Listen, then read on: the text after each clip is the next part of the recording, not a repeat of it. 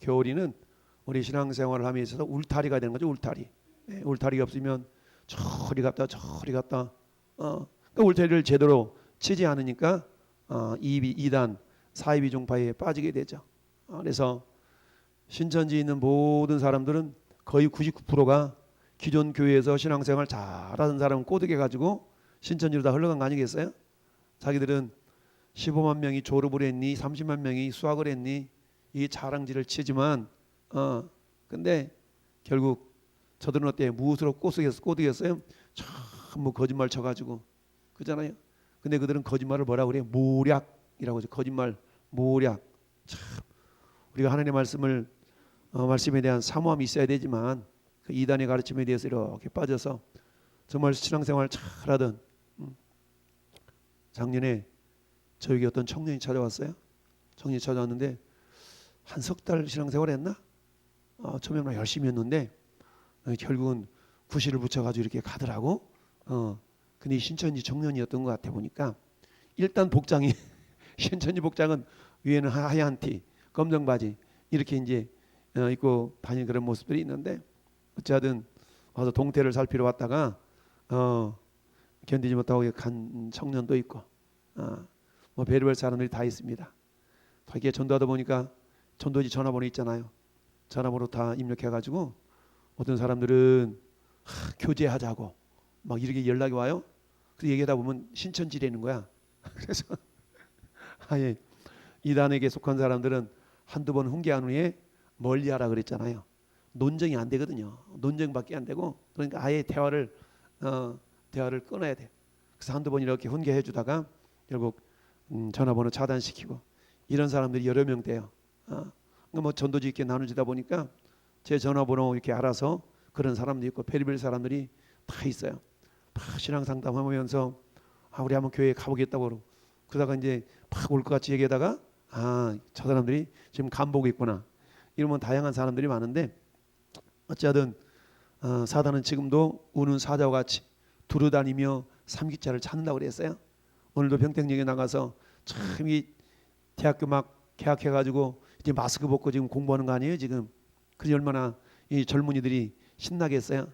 그래서 오늘도 막 마이크 잡고 평택의 어떤 영적인 기상도를 더럽히는 신천지 사이비단의 유혹을 조심하라고 막 이렇게 방송하고 그랬는데요.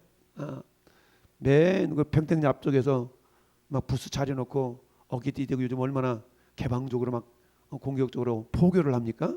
내가 그 모습 보면서 왔다가 세상 말로 화딱지가 나가지고 마이크 잡고 막 여러 번 외치기도 하는데 어찌하든 우리가 제대로 된 신앙생활을 하지 못하면 이처럼 사단에게 속아서 넘어가는 수가 있잖아요.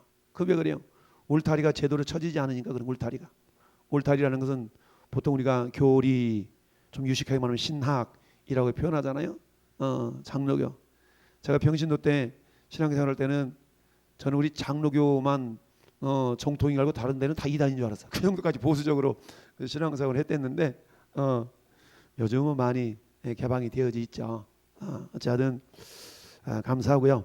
자, 오늘 말씀 같이 읽어본 말씀 성찬은 거룩한 예식, 거룩한 음식 얘기했죠. 자, 우리 개신교에서 성경에서 가리키는 거룩한 예식을 두 가지를 얘기하죠. 첫 번째는 세례, 두 번째는 성찬. 이 두 가지를 얘기를 해요. 그런데 캐톨릭에서는 7가지를 얘기하죠.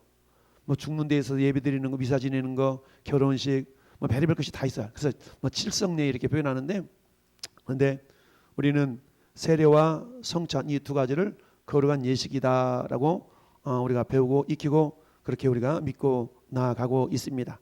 이 성찬은 예수님이 친히 제정하신 그런 예식이죠. 그런 예식인데, 자, 오늘 성찬 두 번째 시간을 한번 우리가 보면서요.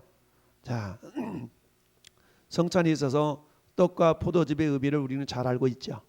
근데 떡과 포도즙의 의미를 어떻게 또 해석하느냐에 따라서 이게 캐톨릭하고 우리 개신교하고 그게 또 달라지죠. 참 이 개신교라는 말조차도 이게 성경적인 말은 아니에요. 뭔가를 믿는다는 그리스도교라는 말이 맞는 말이에요. 그리스도교.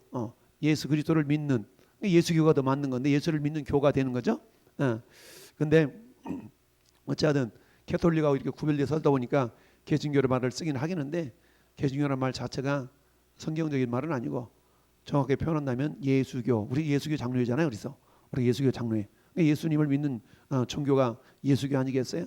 예수교 신앙에서는 우리가 성찬에 있어서 떡과 포도즙의 의미를 어떻게 받아들이는가? 캐톨릭과 다르다 그랬죠? 캐톨릭은 화채설이라고 합니다. 화채설, 화할 화자에다가 몸체자. 그러니까 신부가 띄워주는 떡과 이 포도즙이 그들이 마시는 순간 예수님이 진짜 몸과 진짜 살이다라고 이렇게 가르치잖아요. 그런데 그렇지 않다. 우리 개신교, 우리 예수교에서는 뭐예요? 기념설이라 그랬죠.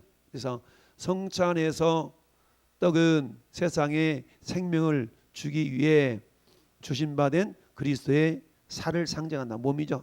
살을 상징한다는 얘기입니다. 살을 상징한다. 그 다음에 포도즙은 죄 사함을 받게 하려고 많은 사람을 위하여 흘리신 그리스도의 피를 상징한다. 피를 상징해요. 그러니 예수님의 피는 우리 모든 죄를 씻는 역할을 하지 않습니까? 할렐루야. 우리는 그 피를 통해서 우리 모든 죄가 씻김을 받고 예수님의 살을 우리에게 띄워 줌으로 말미암아 주님과 온전한 연합을 이루는 그런 모습인데요.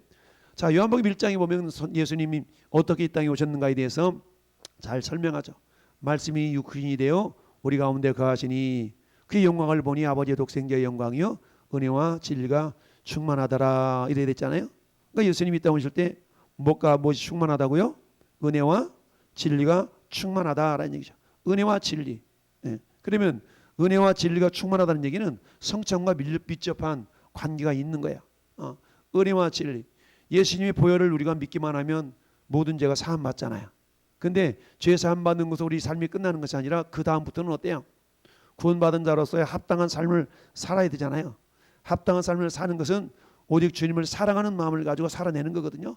우리 율법으로 살아가는 것이 아니라 마지못해 살아가는 것이 아니라 우리를 구원하시기 위해서 피 흘리신 그 주님의 사랑하심을 기억하면서 우리가 사랑함으로 믿음으로 행하는 것들을 우리가 진리라고 합니다. 그래서 진리로 행한다고 표현하죠. 그래서 예수님이 이 땅에 두 가지로 오셨는데 두 가지 모습으로 오셨는데 첫째 은혜로 오셨어요. 할렐루야. 우리 은혜를 베푸시게 오셨어요. 두 번째 우리 진리를 행하시기 위해서 우리를 통해 진리가 나타나도록 하시기 위해서 이 땅에 주님이 오셨어요. 그래서 그게 뭐냐 예수님의 피와 살이다라는 얘기죠. 그러니까 우리는 성찬을 먹을 때마다 예수님의 피와 살을 기억하는데 그것은 예수님 피를 마실 때마다 우리의 모든 죄가 주님의 보혈로 씻겨졌음을 기억하고 할렐루야.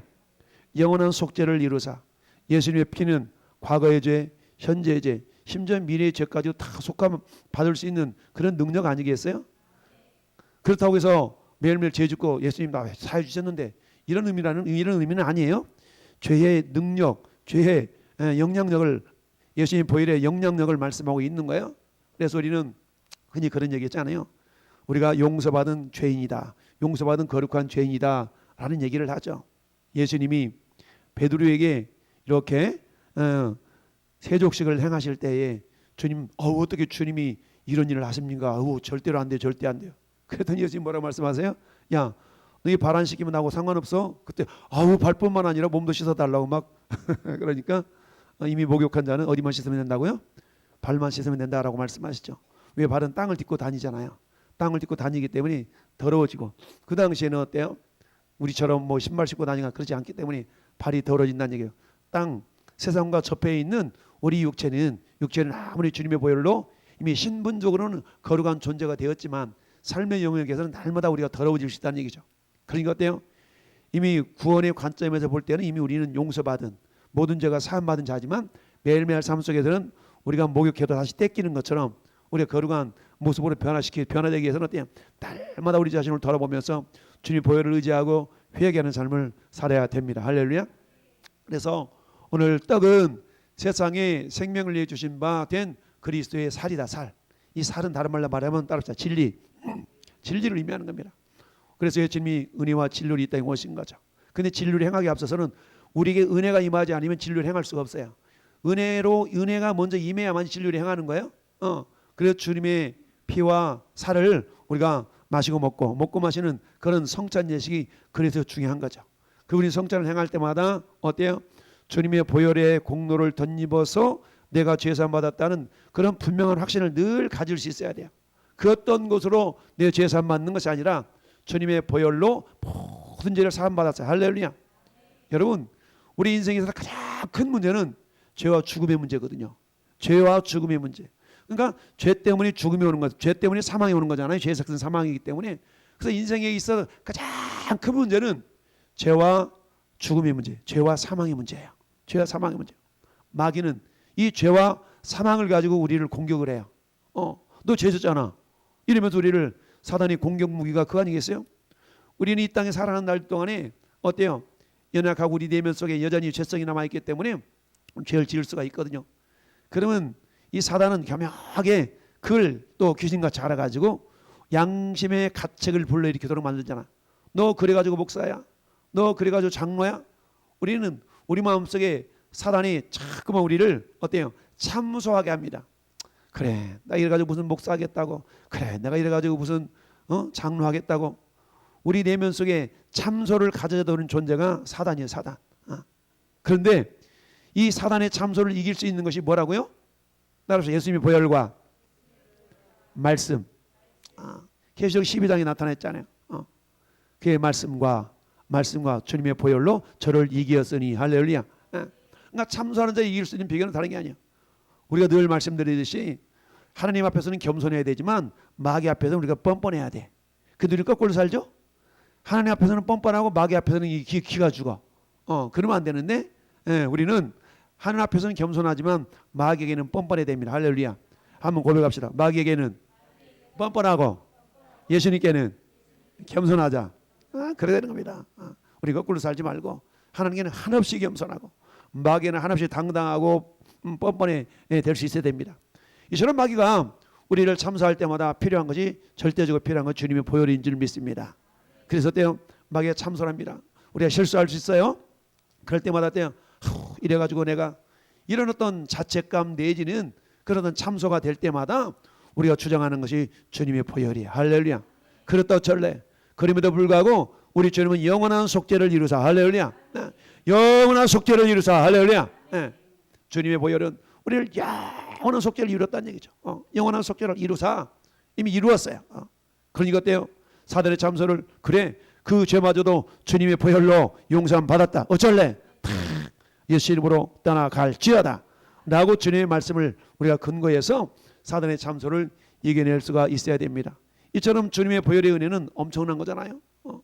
우리가 주님의 보혈이 아니면 어때? 우리 이미 죽어있는 존재 아니겠어요?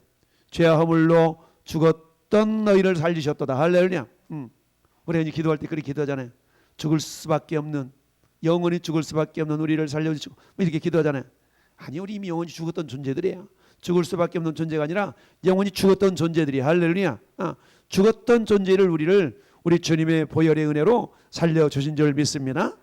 그러니까 하나님 영원히 죽을 수밖에 없는 우리를 살려주셔서 감사합니다. 이 기도도 뭐 틀렸다고 보기는 좀 그렇지만 그러나 좀 더 성경적으로 한다 그러면 하나님 영원히 죽었던 나를 살리시니 감사합니다. 할렐루야.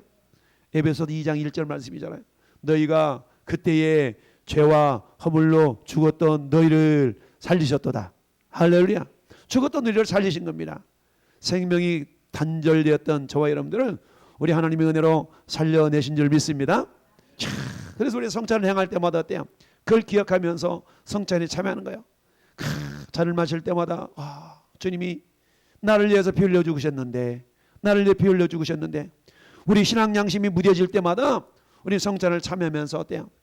주님의 보혈, 이 보혈 때문에 내 모든 죄 사함 받았는데, 할렐루야. 시편 기자 고백처럼 내가 무엇으로 주님의 은혜에 보답할꼬라는 보은자의 그런 삶이 회복되어질 수 있는 기회가 이 성찬인 것. 성찬. 두 번째, 포도즙은 죄사함을 받게 하려고 많은 사람을 위하여 흘리신 그리스도의 피를 의미한다. 이거 우리가 다 알잖아요. 예수님의 살과 예수님의 피를 상징한다는 모르는 바가 없어요. 다 알아요. 그런데 이것을 내 삶 속에 적용시킬 수가 있어야 된다는 얘기죠. 내 삶 속에 우리는 날마다 주님의 보혈을 덧입는 자들이에요. 할렐루야. 주님의 보혈을 덮는 자들이기 때문에 이 세상은 여전히 이 세상의 어둠의 주권자인 마귀 사단이 여전히 어때요? 입이 살아서 우리를 유혹하고 미혹해서 죄 가운데로 자꾸 우리를 사로잡아 끌어내려 가려고 그러잖아요. 대사도 바울도 로마서 7장에 그렇게 고백했던 거 아니겠습니까? 오래 나는 곤고한 사람이로다.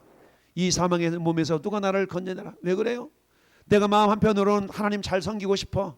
내 마음으로는 예배 잘 드리고 싶어. 내 마음으로는 전도 그냥 많이 하고 싶어.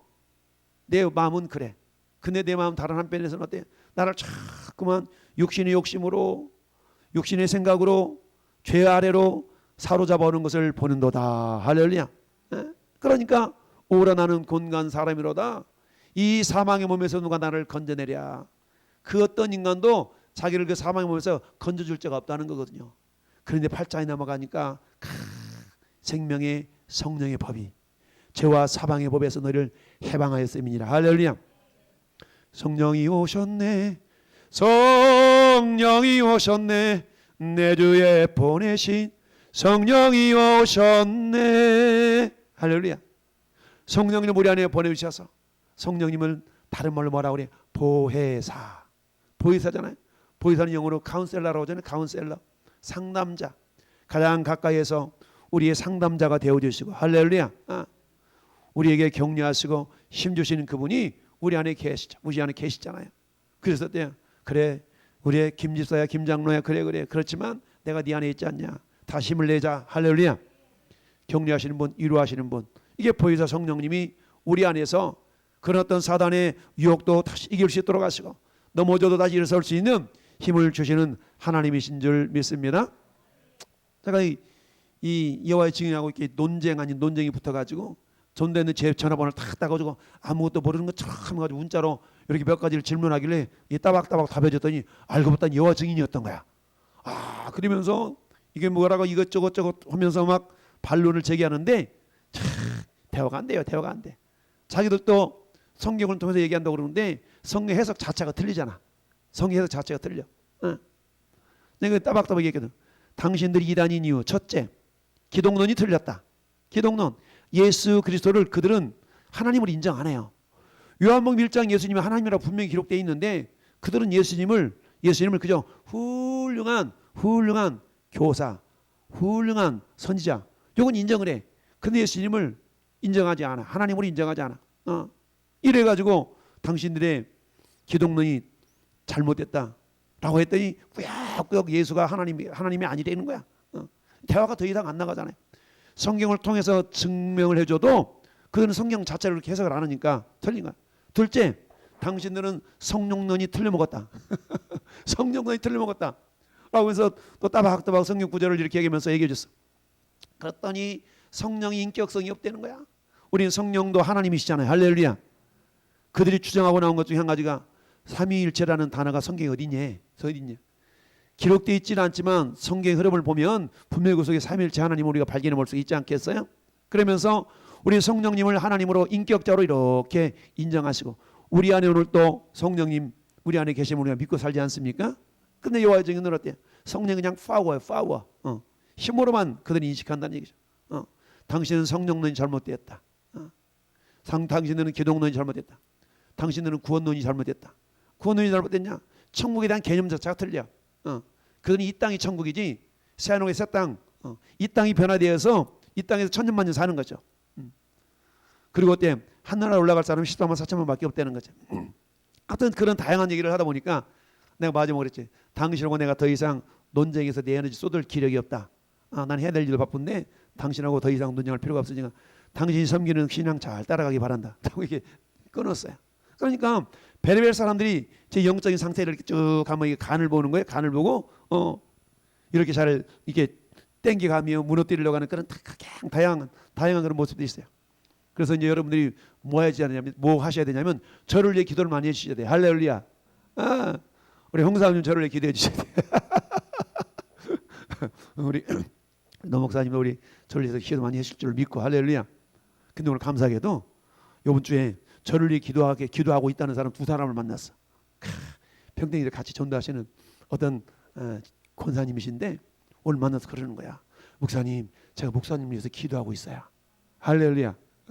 이분도 나이 드신 분인데 이 앰프를 가지고 이게 복음을 전하시는 분이야. 근데 제가 가지고 있는 앰프가 훨씬 성능이 좋아가지고 저는 막 온 그 광장이 막 울리도록 막 이게 마이크를 사용하기 때문에 그 권사님이 그러는 거야. 아 목사님, 제가 오늘 목사님 오시기 전에 몇 시 나오시니? 이만큼 나오면 그래. 그럼 제가 목사님 오시기 전에 할게요. 먼저 나와가지고 전도하고 계시더라고. 막 도착했더니 목사님 이제 1분 남았어요. 타이밍을 이렇게 타이머를 해놓고 이 복음을 전하고 계시더라고요. 그러면 그분이 그러는 거야. 목사님 있잖아요. 제가 공도에 자그마한 교회를 다니는데 저는 집은 여기 이쪽이라 전도를 나오는데 제가 목사님을 위해서 기도하고 있어요. 할렐루야. 월요일 날은 어떤 분이 그러는 거야. 목사님, 제가 새벽마다 목사님을 위해 기도하고 있어요. 얼마나 감사한지. 할렐루야. 기도하는 사람이 많이 들어가니까 얼마나 감사해요. 그러니까 제가 막 담대하게 거기서 막 복음을 외칠 수 있는 겁니다. 그런 것처럼 자, 우리가 예수 그리스도에 대한 분명한 확신과 믿음이 없다면 우리는 이리 흔들 저리 흔들릴 수밖에 없는 거야. 없는 겁니다. 자, 그래서 성찬 예식에 육체적으로 아니라 다만 영적으로 임재하여 계신다. 그러니까 우리는 어때요? 예수님의 살과 피를 이렇게 기념하는 것이지 그걸 먹는 순간에 그게 진짜 예수님 살이 되고 예수님 피가 되는 건 아니라는 거예요. 근데 캐톨릭은 그렇게 주장하고 있다는 겁니다. 자, 합당한 수찬자란 우리가 이 교회 내에서 징계, 권징 이런 것들 있잖아요. 요즘 뭐 거의 유명무실하게 진행하지 않고 있는 부분이 많은데 그 가운데 교회 내에서 아마 다음 시간에 그 시간이 나와요. 다음 주에 징계에 대한 부분, 권징에 대한 부분이 나오는데 우리가 수찬정지라는 게 있잖아요. 수찬정지. 여러분 성찬에 참여하는 것이 엄청난 축복입니다. 할렐루야. 엄청난 축복인데 우리는 그런 감격 속에 참여하지는 않기 때문에 수찬정지 이게 굉장한 징계예요. 안 먹으면 그만이지. 또 이렇게 생각해가지고 굉장히 어리석은 모습들이 있는데 그렇지 않다. 그래서 합당한 수찬자란 신빙성 있는 신앙 고백을 하는 사람, 분명한 신앙 고백, 예수가 그리스도의 심을 우리 고백하는 그런 사람, 주님의 성찬의 의미를 충분히 깨닫는 사람, 할렐루야. 그리고 주님의 계명에 순종하는 자를 의미한다. 아멘. 그래서 우리가 그러잖아요. 지난 성찬부터 이번 성찬까지 내 삶 속에서 하나님 앞에 내가 불순종하고 회개하지 않는 그런 삶을 살았다면 주님 저는 먹을 자신도 없어요. 먹을 자격도 없어요. 라고 자기 자신을 돌아보는 모습으로 수찬을 이게 받지 않는 경우는 있지만 그렇지 않고 아예 싫어요. 이렇게 해가지고 받지 않는 것은 합당하지 않다. 분명한 신앙 고백과 그야말로 하나님의 말씀을 내가 순종하는 삶을 살겠나이다 라는 믿음의 고백을 가진 자들이 뭐한다? 저기에 참여한다라는 얘기입니다. 할렐루야. 자, 나머지 부분들은 다 여기에 대한 설명들이에요. 설명들인데 자, 이건 넘어가고 자, 여기다 한번 다시 읽어봅시다. 시작. 이 성례에 사용되는 외형적인 요소인 떡과 포도주는 그리스도께서 정하신 용도를 위해 정당하게 구별되어 있는 까닭에 이 요소는 십자가에 못 박히신 그의 깊은 관계가 있다. 그 관계는 참된 것이지만 상징적인 것에 지나지 않는다. 그 요소들은 때로는 그것들이 나타내고 있는 것들의 이름으로 불리운다. 즉 그리스도의 몸과 피로 불리운다. 그렇다 해도 그것들은 실제와 본질이 있어서는 전과 조금도 다름이 없이 떡과 포도주로만 여전히 남아있는 것이다. 아멘. 이것은 이런 의미죠. 성찬 예식을 참여할 때 떡과 포도주 자체는 귀한 거예요. 그 먹고 마실 때는 어때요? 이것이 주님의 살입니다. 주님의 피입니다라고 말을 하면서 이렇게 그걸 기념하는 마음으로 받아들이는 것이지만 실제 피가 실제 피고 실제 살은 아니라는 거예요. 그러니까 성찬이 끝나는 순간에 그것은 어디 그냥 하나의 빵에 불과하고 그냥 하나의 포도즙에 불과하다는 얘기입니다. 그래서 어때요? 예전에 성찬식 할 때는 그 포도즙과 빵이 나오면 저 뒷곁에 가가지고 우리 권사님들이 가서 다 땅에 묻고 이런 일이 있었잖아요. 그렇게 해서 다 성찬식을 깔끔하게 이렇게 마무리하는 그런 모습으로 성찬을 행했댔어요. 자, 6번째 시작. 신부가 축사하거나 또는 다른 방법을 통해서 떡과 포도주의 실체가 될 그리스도의 몸과 피의 실제로 바뀐다고 하는 교리, 이게 뭐라고요? 이게 화채세라고 한다. 이건 뭐하다? 잘못했다는 얘기입니다. 할렐루야. 이것은 성경에 모순될 뿐 아니라 일반 상식과 이성에도 모순되는 것이다. 또한 이러한 교리는 성찬의 본질을 뒤엎는 것이요 여러 가지 미신과 조잡한 우상 숭배의 원인이 되어 왔고 지금도 그러한 요인들이 되고 있다. 아멘. 여러분 캐톨릭 성당에 가보세요. 우상 요소들이 굉장히 많잖아요. 막 성상 세워놓고 막 이런 것들은 전부 다 우상 요소들이에요. 그러니까 자칫 잘못하면 이 성찬의 빵과 성찬의 포도즙 자체가 우상시가 될 수가 있다는 거예요. 그것을 예수님의 몸과 예수님의 피를 상징하는 것이기 때문에 귀하게 여기고 믿음을 받는 것은 당연한 것이지만 그게 따로 떨어져 있을 때 그 자체가 그렇게 신성시되어서는 안 된다라는 것을 말씀하고 있는 겁니다. 자, 7번째를 보니까 합당한 수천자들은 이 성례의 가견적 요소를 외형적으로 받을 때에 또한 내면적으로는 믿음으로 받으며 물질적으로나 신체적으로가 아니라 영적으로 십자가에 못 박이신 그리스도와 그의 죽음에서 오는 모든 은혜를 받으며 또한 먹는다 그랬습니다. 그러니까 이미 주님이 2000년 전에 십자가에 설리셨던 보혈과 찢겨진 살을 기념하면서 저 예식에 우리가 참여하게 된다라는 이야기입니다. 자, 마지막 8번 7절인데요. 같이 읽습니다. 비록 무지하고 사악한 사람이 이 성례의 외적 요소를 믿는다고 받는다고 할지라도 그들은 그 요소가 의미하는 바의 것을 받는 것은 아니다. 여기만 보면 이런 의미예요. 성천 받을 자의 자격 자체가 어떤 자요? 예수님의 은혜를 깊이 알아야 되고 그 성찬의 의미를 알아야 되고 그런 자가 받을 때에 성찬의 효과가 있는 것이지, 저기 보니까 무지하고 사악한 사람이 성찬에 참여했다고 그래가지고 그 사람이 성찬의 효력이 나타나는 건 아니라는 얘기죠. 오히려 그것은 뭐예요? 그것은 성찬의 의미를 더럽히는 일이 되게 된다라는 얘기입니다. 그러니까 항상 성찬은 먼저 자기 자신이 하나님과 관계 속에서 나는 하나님을 향한 온전한 믿음이 있는가를 늘 점검하고 진단하는 가운데서 성찬에 참여할 수 있어야 된다라는 것을 우리에게 가르쳐 주고 있습니다. 자, 한번 요절을 보십시다. 성찬식에서 떡은 그리스도의 몸을, 포도주는 그가 흘리신 피를 각각 상징한다. 수찬 자들은 그들의 믿음을 통하여 영적으로 그리스도의 몸과 피를 깨닫게 된다. 아멘. 교회는 그리스도를 믿고 참된 신앙 고백을 하는 자만 성찬에 참여하도록 해야 한다. 아멘.